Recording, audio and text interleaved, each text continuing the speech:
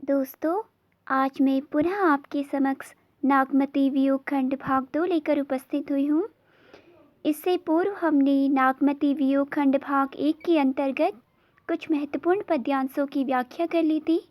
दोस्तों, संपूर्ण पद्यांशों की व्याख्या करना हमारे लिए संभव नहीं हो पाएगा। हम उनमें से उन्हीं पद्यांशों पर फोकस करेंगे जो हमारे लिए अत्यधिक महत्वपूर्ण है। तो चलिए दोस्तों, शुरुआत करते हैं। इससे पूर्व अघन मास तक हमने अपनी व्याख्या कर ली थी। आज हम फागुन मास से करेंगे कि फागुन मास में किस तरह महाकवि जायसी ने विरहणी नागमती की दशा का चित्रण किया है। दोस्तों, जब हीरामन तोते से राजकुमारी पद्मावती के सौंदर्य की चर्चा सुनकर राजा रत्नसेन सिंहलदीप चले गए, उधर रानी नागमती विरह में डूब गई। राजा ने जब जेठ दशहरे के बाद प्रस्थान किया, तब से लगभग 9 महीने बीत गए। सारी वर्षा और शीत ऋतु निकल गई, लेकिन प्रिय यानी कि राजा रत्नसेन वापस न आया। अंततः फागुन मास आ गया। फागुन में विरहणी नागमती की दशा का चित्रण करते हुए महाकवि जायसी कहते हैं, फागुन पवन झकोरी बहा चौगुन सियु जाय की मिसहा, तंजस पियर पात भा मोरा विरह न रहे पवन होई छोरा, तरिवर झरे झरे वन ढाका भई अनपत फूल कर साखा, करहीन बनाफत कीन हुलासु मोह कह भाजक दोन उदासु, फाक करही सब चाचरी जोरी मोह जिय लाए दीन जसियोरी, जौ पे पियहि जरत तस भावा जरत मरत मोहि रोस न आवा, राति हु देवस इह मन मोरी लागो कंत थार जीव तोरी, यह तन चारु छार के कहो कि पवन उड़ाओ, मकु देव देही मारक होई परो कंत धरे जह पाऊँ। दोस्तों, महाकवि जायसी कहते हैं, फागुन पवन झकोरे बहा। माघ के पश्चात फागुन की ऋतु आ गई है और पवन अर्थात जो हवा है वह तेजी से झकोरे ले लेकर चलने लगी है।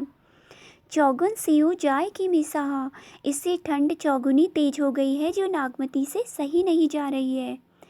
तंजस पियर पात भा मोरा विरह न रहे पवन हुई छोरा। आगे जायसी नागमती के माध्यम से कहते हैं कि वृक्षों के पत्ते जैसे पीले पड़ गए हैं, मेरा शरीर भी वैसे ही पीला पड़ रहा है। विरह न रहे पवन हुई झोरा, ऊपर से विरह निरंतर झकझोर रहा है। तरिवर झरे झरे वन ढाका भई अनपत फूल कर साखा, पलास वन में पलास तथा अन्य वृक्षों के पत्ते झड़ रहे हैं और उनकी शाखाओं में फूल व फल आ रहे हैं। आगे कहते हैं, करहीन बनाफत कीन हुलासु मोक भाजक दून उदासु, पतझड़ के बाद से संपूर्ण वनस्पति जगत में आनंदोल्लास छा गया है। वृक्षों की शाखाओं में हरियाली छा गई है और वे फल फूल रही हैं, लेकिन मेरे लिए तो संसार में दुख और भी दूना हो गया है। फाक करही सब जाचरी जोरी मोह जेलाय दीन जसियोरी। आगे नागमती कहती है कि पूर्वासी नारियां फागुन मास में फाग गा रही हैं और चांचरी नृत्य के द्वारा अपने मानसोल्लास को अभिव्यक्ति दे रही हैं, लेकिन इस आनंदोल्लास को देखकर मेरे हृदय में विरह अग्नि धू धू कर जलने लगी है। दीन जसी होरी, अर्थात ऐसा लगता है मानो मेरे ही शरीर में होली जल रही हो। आगे वह कहती हैं कि जौ भी पियहि जरत अस्पावा जरत मरत मोहि रोस न आवा। काश मेरा प्रिय इसी समय आ जाता और देखता कि मैं उसके वियोग में किस प्रकार जिंदा ही जली जा रही हूँ।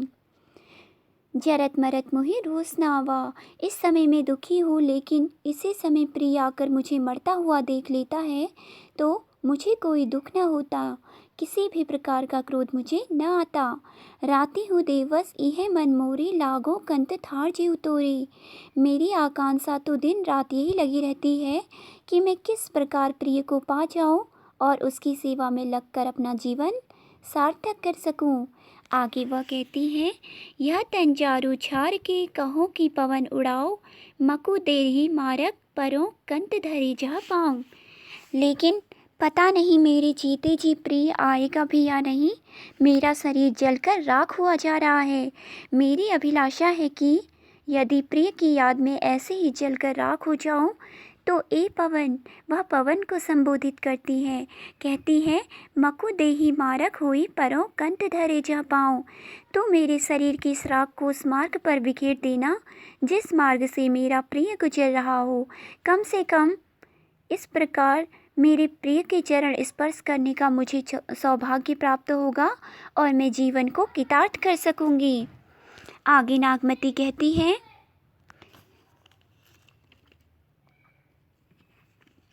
चैत बसंता होई धमारी मोहि लेखी संसार उजारी। पंचम विरह पंच सरमारी रकत रोई सगरो वंढारी। बुढ़ी उठी सब तरिवर पाता भीज मजीठ टेसु बन राता। मोरे आप फरे अब लागे अबहु सवरी घर आओ सभागे। सहज भाव फूली वनपथी मधुकर फिरे सवारी मालती। मोह कहाँ फूल भये जस कांटे दृष्टि परत तन लागहि चाटे। भर जोवन एहु नारंग शाखा सोवा विरह अब जाई न राखा। घिरनी परेवा आओ जस आई परहु पीर टूटी। नारी पराए हाथ है तुम बिन पाँव न छोटी। नागमती प्रिय के वियोग में चल रही है। लगभग 9 महीने बीत चुके हैं। स्वामी जेठ मास में विदेश गए थे और अब चैत लग गया है। चैत महीने का वर्णन करते हुए महाकवि जायसी नागमती की विरह व्यथा का वर्णन करते हुए कहते हैं कि चैत वसंता हुई धमारी। चैत मास लग गया है और वसंत की धमाचौकड़ी मची हुई है। मोही लेखे संसार उजारी। नागमती कहती है कि सभी आनंदोल्लास में मग्न है, लेकिन मेरे लिए तो सारा संसार ही उजाड़ है। पंचम विरह पंच सरमारे रकत रोई सकरो वंढारे। कोयल भी कूक कर मानो मुझ पर पंचबाणों से आघात कर रही है। उसने सारे वनों में अपने आंसुओं के रूप में रो रो कर रक्त भाग दिया है। बूढ़ी उठी सब तरवर पाता भीज मजीठ टेसु बन राता। उसके रक्तांसुओं से सारे वृक्ष और पत्ते डूबकर आरक्त हो गए हैं। भीज मजीठ टेसु बन राता। मजीठ और टेसु के फूल हैं वह भीगकर लाल हो गए हैं। आशय है कि कोयल जब कूक कर अपने प्रिय को पुकारती है तो मुझे भी अपने प्रिय की याद सताने लगती है। मानो कामदेव ने 5 बाण मुझी पर छोड़ दिए हैं। वनस्पतियों में नए पत्ते और फूल आ गए हैं और वे लाल लाल हैं, तो इसलिए वे कोकिल के रक्ताश्रुओं से स्नात हैं। आगे नागमती कहती है, मोरी आप फरे अब लागे अबहु सवरी घर आओ सभागे। नागमती फिर विरह में बेचैन सुदूर देश में जा भटकी अपनी प्रीतम को संबोधित कर कहती है कि माघ फागुन में आम के पेड़ों पर बौर आया था और अब तो आम के फल भी लग गए हैं, लेकिन तुम नहीं आए हो। हे प्रिय मेरे सौभाग्य, तुम अब भी घर आ जाओ तो मैं धन्य हो जाऊं। सहज भाव फूली वनफती मधुकर फिरे सवारी मालती। वह पुनः अपने चारों ओर विकीर्ण प्राकृतिक वैभव को देखती है और कहती है कि देखो, सहस्त्रों प्रकार की वनस्पतियां फल फूल रही है। मालती पुष्प का स्मरण कर भौरे उसकी खोज में मतवाले घूम रहे हैं। मोह का फूल भये जस कांटे दृष्टि परत तन लागहि चाटे। लेकिन मेरे लिए तो यह कोमल पुष्प भी कंटक बन गए हैं। इनकी ओर देखते ही ऐसा लगता है मानो शरीर में चींटियां दौड़ पड़ी हों। भर जौवन एहु नारंग शाखा सोआ विरह अब जाय न राखा। नारंगी की शाखाओं में यौवन और उमड़ पड़ा है, लेकिन विरह रूप शोक से इसकी रक्षा कर पाना कठिन हो रहा है। अंत में नागमती कहती है, घिरनी परेवा आओ जस आई परहु पीर टूटी। नारी पर आए हाथ है तुम बिन पाँव न छूटी। नागमती आकांक्षा व्यक्त करती है कि हे स्वामी, तुम शिकारी बाज की तरह इस विरह रूपी तोते पर एकदम टूट पड़ो। तुम्हारी यह पत्नी इसके शिकंजे में कसे हुए है। तुम्हारे बिना कौन है जो छुड़ाएगा। आशय है कि तुम आकस्मिक रूप से आकर मुझे विरहाग्नि से मुक्ति दिलाओ। आगे की पंक्तियां इस प्रकार हैं। भाव वैशाख तपनी अति लागी चोला चीर चंदन भवभागी सूरज जरत हिवचल ताका विरह वजागी सोहन रथा का। जरत वजागिनी हो पीछाहा आय बुझाओ अंगारन माहा। तो ही ही दर्शन हुई शीतल नारी, आए आगी सो करू फुलवारी। लागी हूँ जरी जरी जस भारू, बहुरी जो भुंजसी तजू न पारू। सरवर हिया घटत नीति जाई, टूक टूक होई होई बिहराई। विहरत हिया अरहु पीटोका, दिष्टि दवंगरा मेघों एका। कंवल जो बिकसा मान सर, बिनु जल गई सुखाए। आबहु बेली फेरी पलवे, जो पिय सींचहु आए। नागमती का प्रिय पद्मावती की खोज में विदेश चला गया है और नागमती घर में ही विरहावस्था में पड़ी हुई है। विरह में तपते तपते वैशाख का महीना लग गया है।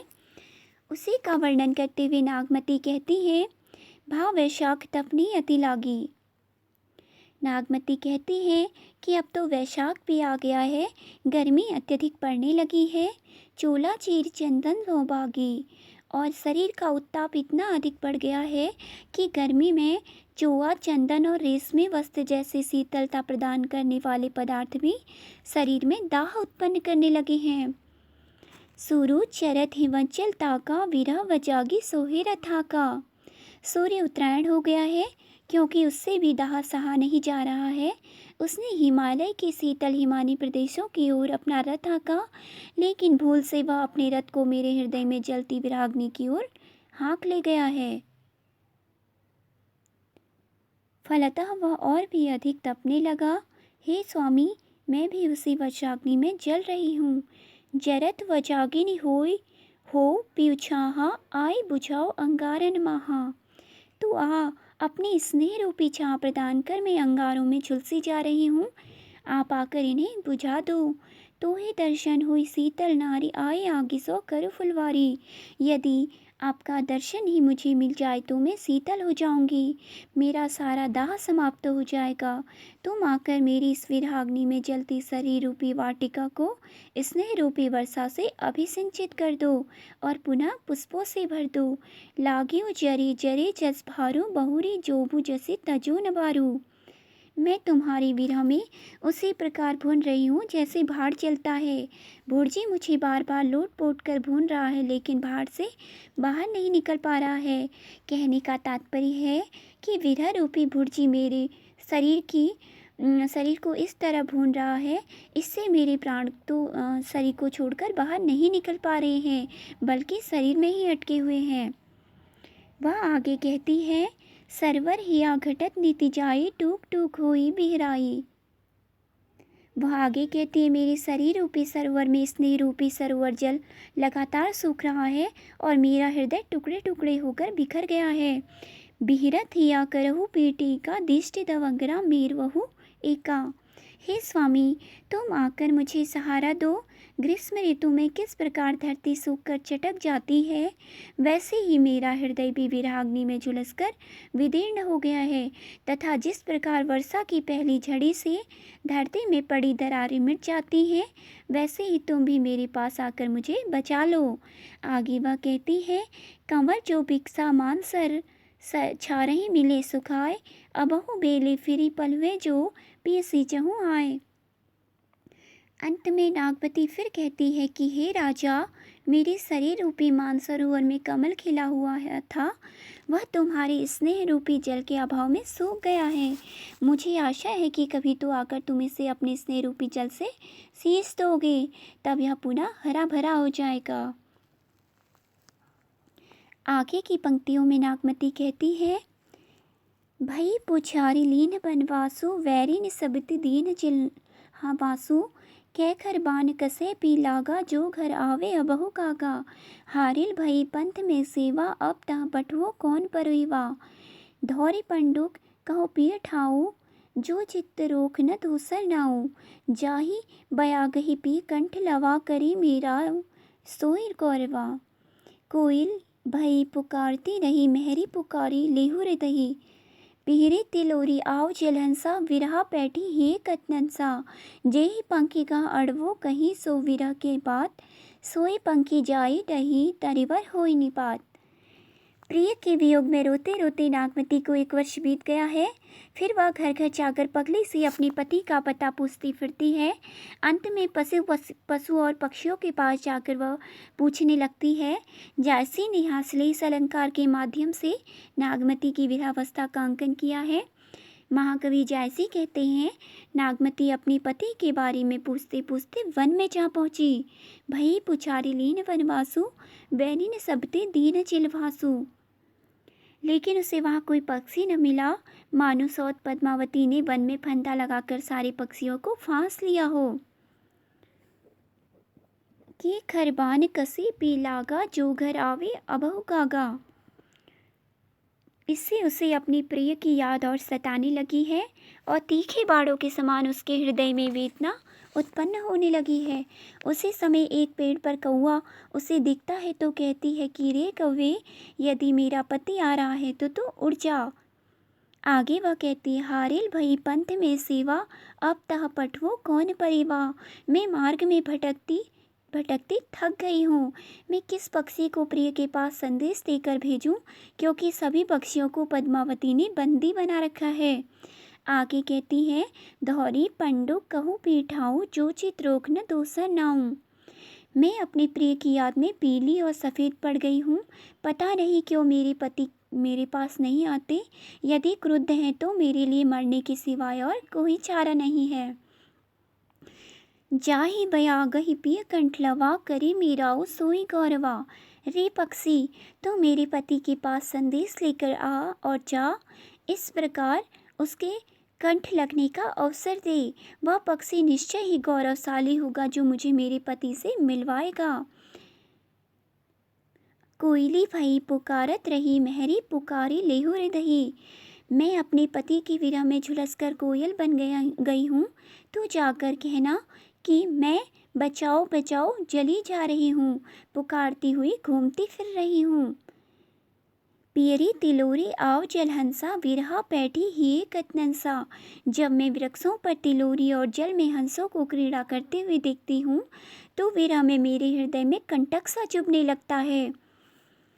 आगे नागमती कहती है, जे ही पंखी कहा अडवो, कही सो विरह के बाद, सोई पंखी जाई डही तरिवर हुई निपात। मैं जिस भी पक्षी के समीप जाकर अपनी विरह की बात करती हूँ वही जल मरता है तथा वृक्ष पत्ते सब जल जाने से पत्रविहीन हो जाते हैं। एक अन्य अर्थ है, जायसी ने इसमें श्लेष अलंकार का प्रयोग किया है। तो एक अन्य अर्थ में अगर पक्षी पक्ष में इस बात को रखा जाए तो जायसी का अर्थ इस प्रकार है, नागमती ने मोरनी बनकर वनवास ले लिया है। वैरिन पद्मावती ने उसे फंसाने को फंदा लगा रखा है। विरह तीक्ष्ण बाणों के समान उसके हृदय को मथी दे रहा है। कौवे को देखकर नागमती कहती है कि तू जा और स्वामी आ रहे हो तो उड़ जा।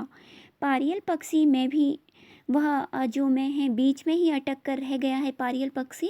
अब मैं स्वामी के पास किसे भेजूं? वह पंडुक को और धोरी को संबोधित करती है कि तुम सब प्रिय का नाम स्मरण करो। जोड़े से रहने वाला पक्षी गौरैया होता है। वह कहती है कि हे बया तू जा, मैं प्यारी कंठ लवा को लेता हूँ। कोयल बनकर मैं पुकारती हूँ, अहीर पुकार रहा है दही लो। पेड़ पर बैठी तिलोरी क्रीड़ा कर रही है और जल में हंस क्रीड़ा कर रहे हैं। नीलकंठ हृदय में बैठकर उमड़ आया है या उड़ गया है। वह भाव विभोर हो गई है। उसी का वर्णन यहाँ पे जायसी ने किया है। आगे हम देखते हैं अंतिम पंक्तियाँ। कुहुकी जस कोयल रोई, रखत आंसू घुघुची बन बोई। पै कर मुखी नैन तन राती, को सिराओ विरहा दुखताती। जहाँ जहाँ ठाड़ी होई वनवासी, तहाँ तहाँ होई घुघुचिन के रासी। बूंद बूंद महजानहु जीव, कुंजा मंजी करही पियु पियु।